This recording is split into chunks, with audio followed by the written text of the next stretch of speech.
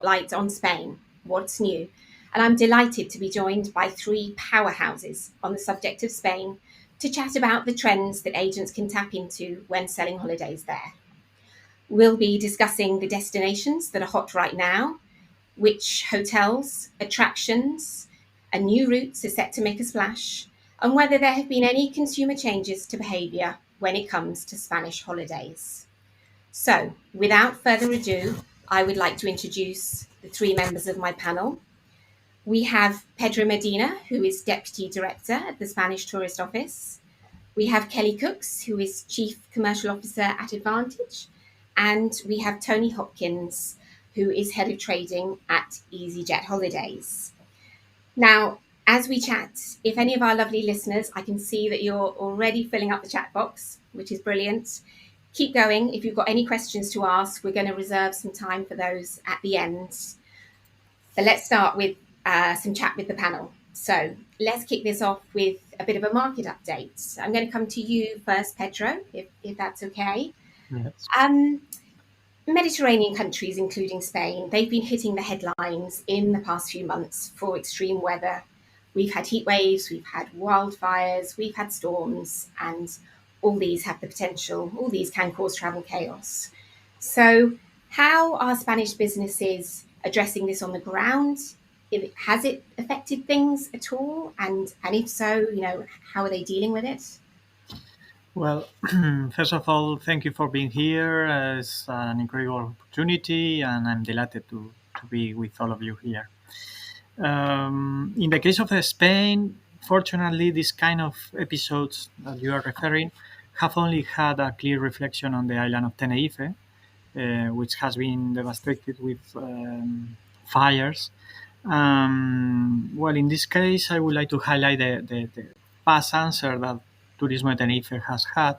They started to evaluate the situation and to inform very quickly to tour operators, companies, media, and to the public opinion. The coordination between the authorities was paramount. It helped to keep the situation under control, and finally the fire was contained, and it was contained without any personal damage or damages to the touristic infrastructure. Regarding the question that you have made, Spanish tourist companies, the large hotel chains, they are companies truly committed to fight climate change. They are working on becoming neutral companies in terms of their CO2 emissions. For example, Meliá Hotels, a pioneer in this regard, has already opened a first hotel certified as net zero hotel in Menorca. Or Iberostar is also a company that stands out for its commitment to sustainability, thanks to its successful wave of change policy. In Spain, we have several examples. For example, Getafe is a very small, well, it's an important city very close to Madrid, and they are trying to reduce 2 degrees in their main plazas or squares. Bilbao also is tackling the climate change.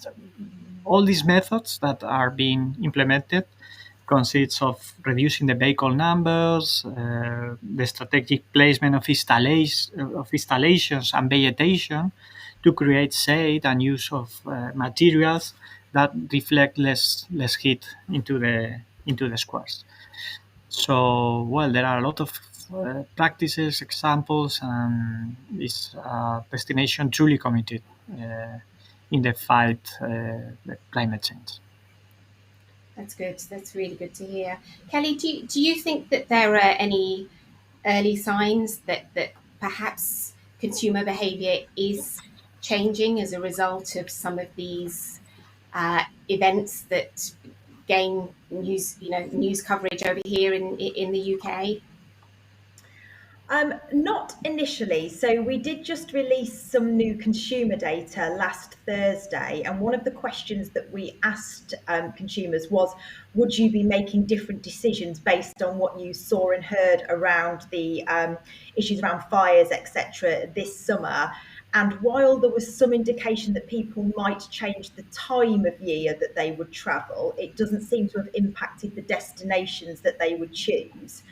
And actually, if I look at our data up to the end of August, our summer data is showing me that if we combine all of Spain together, so the Balearics, the Canaries, and mainland Spain, that actually accounted for around 30% of our volume for the summer, which was by far the biggest share. And it's held up year on year, if not increased slightly. So actually, I think the consumer demand for the Spanish destinations is still very much there. What we do see whenever any destination receives any kind of negative coverage in the press is we see potentially a little dip in bookings, but more so it drives questions to the members around should they be travelling there, should they be changing, what potential is there for them to be impacted. But actually, in terms of actually impacting the volume, no. If anything, Spain continues to grow in volume for us. And do you see a similar picture, Tony, that it's perhaps changing when people might travel, but it's not dampening that demand? Yes, we're definitely not seeing any dampening of demand, and not for Spain. A very similar picture to the one Kelly describes. We do see, obviously, when these are in the news, we see a short-term blip.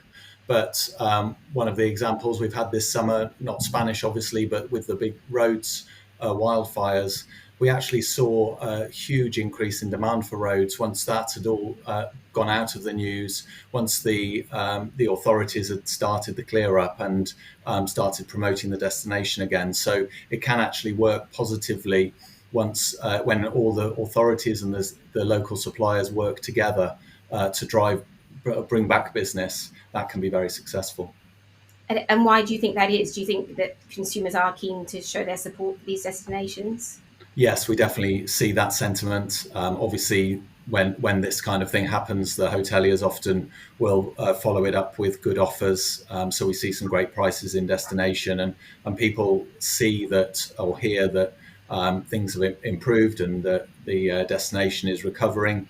A lot of travel agents obviously do take a great interest in understanding what the latest status is, because as Kelly says, they're being asked those questions all the time, so they can give reassurance to customers that the destination is back up and running and great value. And Pedro, do you have any tourism goals that you're working to towards the end of the year as we move towards 2024? What are the main focuses? Well, we are very happy with how the year is progressing. Our goals are fully achieved, and I have to say that it has been one of the best years for our records in the history. Beyond the figures, we are also very happy because stats shows that there is an upward trend to visit, to explore more areas of Spain, more lesser known Spanish destinations. Besides, we know that the British market is increasingly demanding a sustainable tourism supply, and that's the objective in which we have been immersed these last years and in the future. The future in this sense is exciting, and we will continue working on the objective of sustainability, evaluating best practices that are being produced in Spain, and encouraging British tourists to take part. What are some of those destinations that you're looking to give more prominence to, that perhaps might not be on consumers' radars yet? Well, Spain is a destination very linked to sun and beach, and it's important.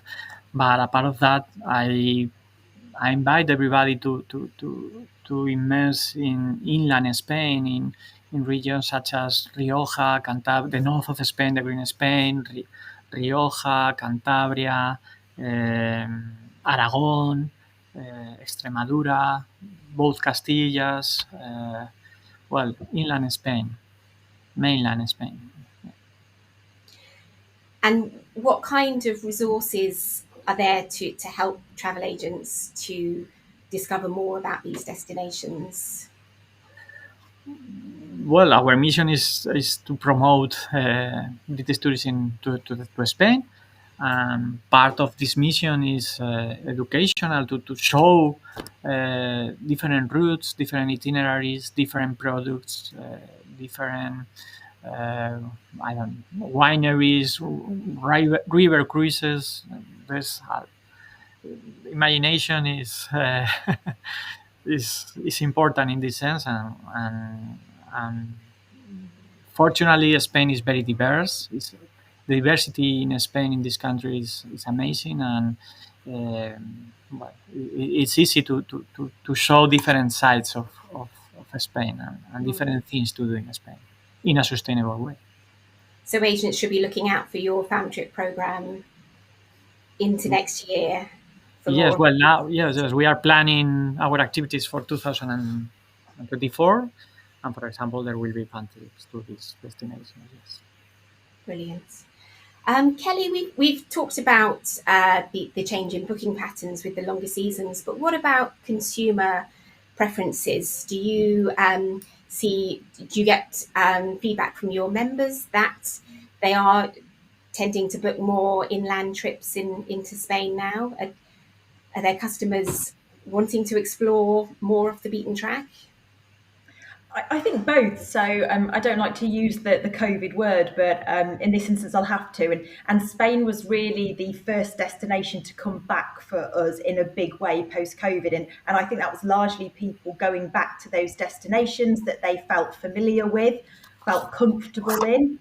But now what we're seeing is those same people are looking to spread their wings and explore further. So perhaps they may have visited somewhere on a cruise, and I can see in the chat a couple of the people that are listening had been somewhere on a cruise and are now going back to those destinations, or they're perhaps looking to explore the wider region. I think one of the things we try and promote, and we work quite closely with Pedro and his team, is the fact that Spain is an ever-evolving destination and there's so much to see and do. And actually, we had our conference in the Benidorm region. And part of the reason for choosing that region was to showcase all of the different parts of it and all that it offers to customers. And I think consumers are more and more interested in both spreading their wings, but then we've also got the portion of consumers that are looking to control costs. So if I look at our all-inclusive number, we're about 6% up on all-inclusive year on year. So we've also got those consumers that are looking to budget. And again, Spain offers some really great all-inclusive properties. So I think for us, it really depends on the kind of demographic and the sector that you're looking in. But where Spain does well is it really offers something for each of those different types of market and products. That's great.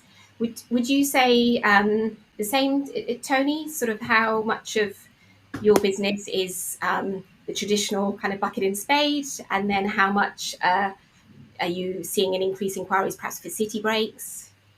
So overall, almost 35% of our business is to Spanish destinations, and we cover the full range of beach and city destinations. So we do see an increase in city holidays. So we have to mention COVID again. So post-COVID, I agree with Kelly.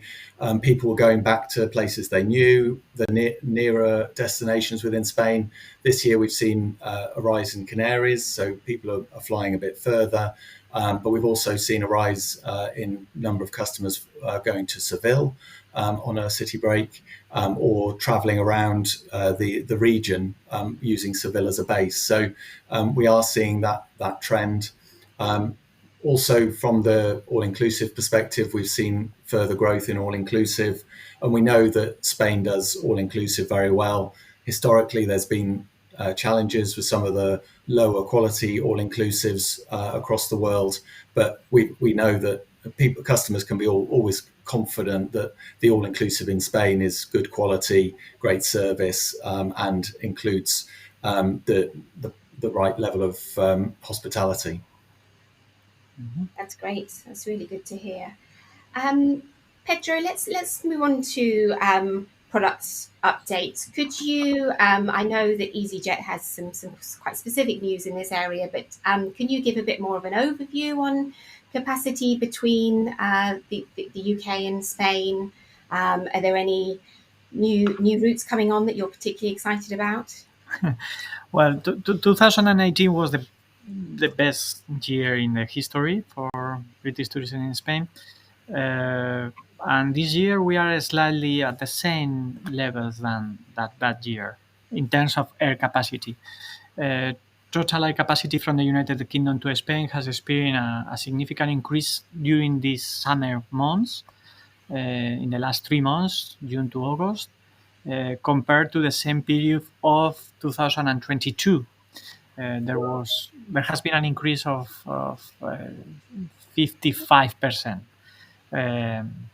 in comparison with last year, and also with respect to the year 2019, there has been an increase. So this year is working very well. The air capacity is in one of the best levels in history.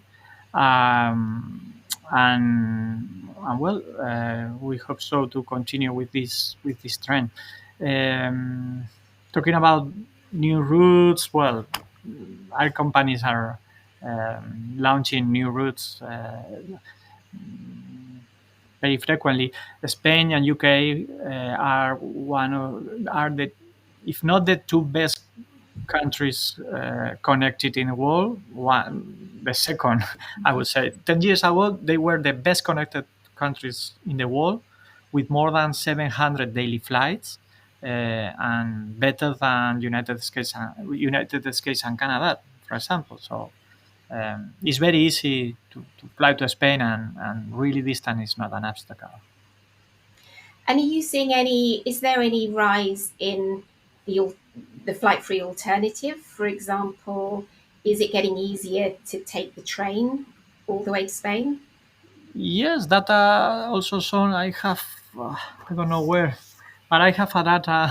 I have read on my papers a data that there has been an increase on visitors traveling to Spain by train. Yes, well, or by ferry. There are other options to travel to Spain. Yes, and there and is the an cruise. increase. Yeah, Yeah, and the cruise market as well. We mustn't forget. yeah. Yeah, how the contribution that makes.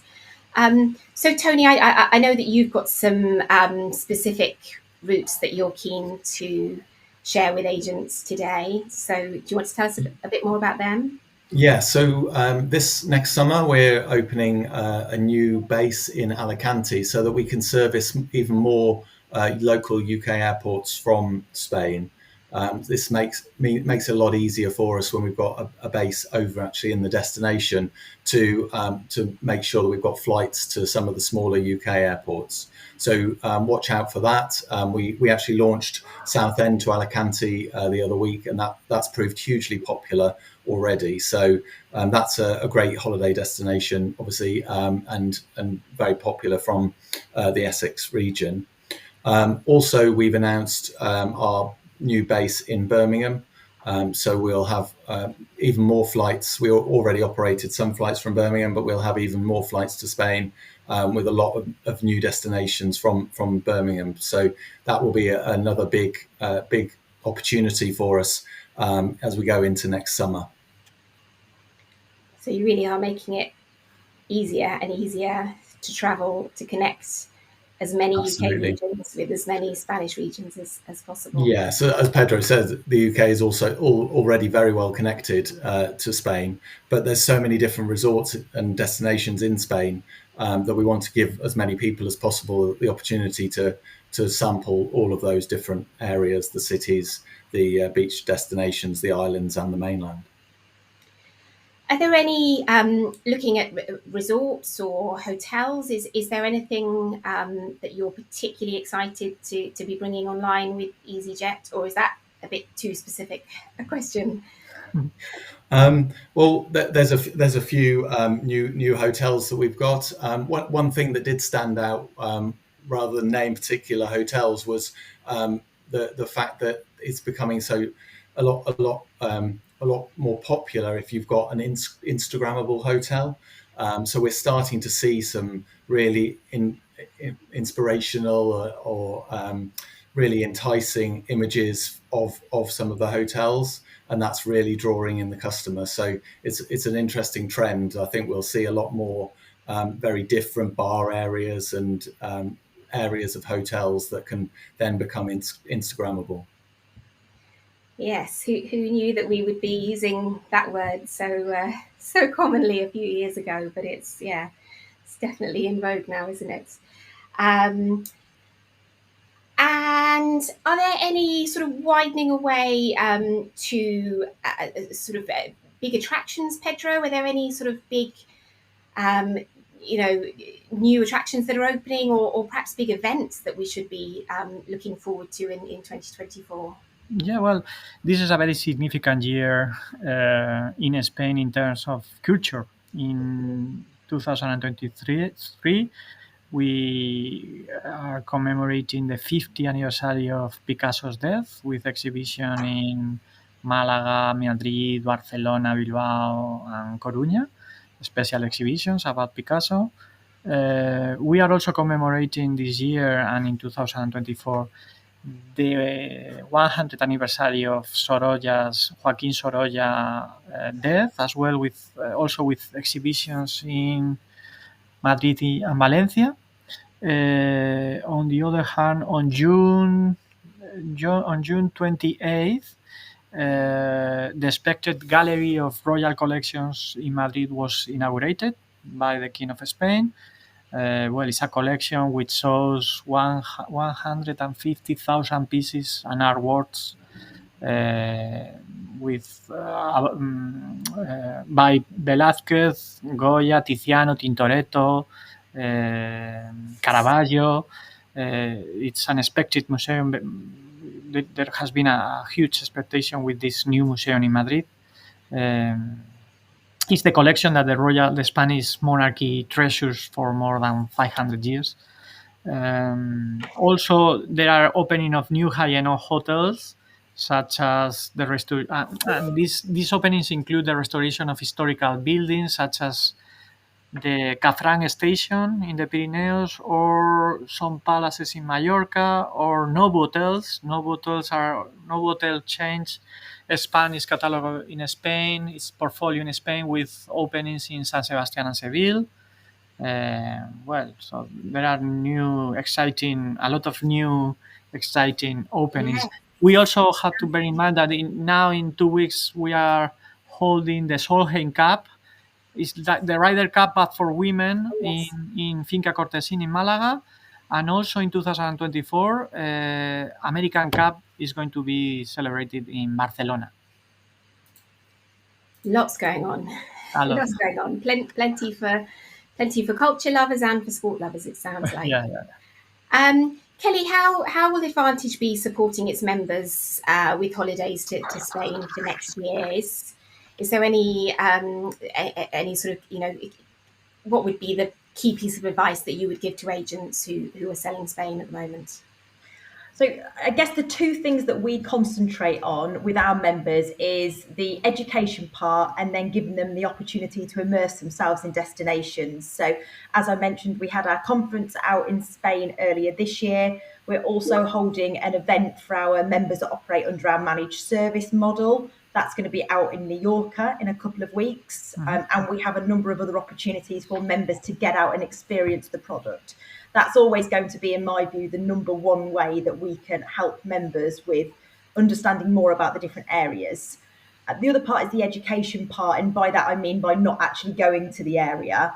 And for me, this is about understanding how Spain serves different clients. So I think there has been a tendency in the past to always think about Spain as a family destination, for those summer sun breaks. But as Pedro's just said, there's so much going on for people that are looking for culture, looking for sport, a city break. So part of what we do is try and highlight not only the destination, but also the different areas of the destination and the things you can actually do when you're there. So a lot of our work over the next year will be around really getting under the skin of some of the different areas of Spain and giving agents a little bit more information about things they potentially don't know about those areas. So it's all about showcasing something different this year and into next. And Tony, what would be your piece of advice for agents who are looking to sell Spain through for the rest of this year into next year?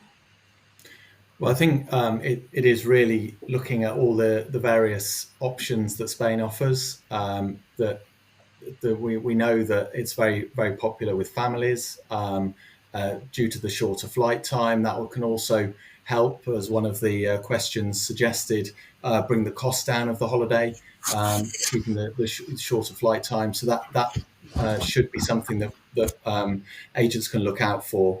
Also, the range of different board basis, different star ratings of the hotels. So the variety there will mean that there really is something for everyone. And obviously with EasyJet holidays, we've got great value holidays, including luggage and transfers included. So there's no hidden extras. And customers, no matter what their budget, can find something for them in Spain. Lovely. Yeah, I think that's definitely a clear outcome from this panel, that there is something for everyone in Spain. I'm just going to have a quick rundown on the questions. We might have to do very, very short answers just to cover them. Is Kingsley Fredericks, is Palma great in December? Depends on what you want to do. I wouldn't say it's a sun and beach destination in December, but for example, if you want to go by bike in the Sierra, is the perfect time to have excursions by bike, and visiting the whole island in December by bike is the perfect time. But if you only want to go for sun and beach, it's not the best time to go. Okay. Are you a cyclist, Kingsley? If you're a cyclist, well, Palma's beautiful, isn't it? It's lovely. Julia O'Sullivan, do you think the increase could be due to the cost of living with Spain being short haul and cheaper? Tony, Kelly, do you have thoughts on that? Yeah, that's certainly something that it is possible that we're seeing an increase in travellers going to Spain, because it is easier to get to, potentially. Like I said, the flight element is cheaper, and there's a range of hotels, and we see most of our customers going into 4-star hotels, but we have this year seen a slight increase in 3-star as well. So there's something for all tastes. So and any budget. Gillian Clark, is there information available as to the new flights from Birmingham? Yes, so that's available on the EasyJet Holidays trade portal. So the routes that we're flying from Birmingham are showing there. At the moment, these holidays are exclusive to EasyJet Holidays. So the flights on the flight website will go live later in the year. Great. And something that we haven't really had time to touch on yet, but are there offers for solo travellers? Asked Karen Munro. And indeed, it sounds like there's plenty that Spain has plenty to offer for solo travellers. Where would any of you have any advice of sort of where Karen could go for some offers? Out of season, there's some great offers from hoteliers. So it's really a case of looking out and finding the best deals by just searching out for single travelers. But as you say, the range of destinations means that there is, if you're looking for culture or just relaxing by the pool, then there's something for everyone, and definitely there's the offers out there. On top of that, EasyJet Holidays offer a promo code for solo travellers, which is available also on the trade portal. Brilliant. Thank you so much to all of you. I feel like we've barely scratched the surface there, but you've all given a fantastic insight, and lots for agents to build upon as we go through the next Spain Fest. So thank you so much for taking part. And we're moving on to the next session now, which is called Picking the Perfect Break. And this will have some tips and advice from an agent panel. Thank you for listening, everyone. Thank you. Thank you.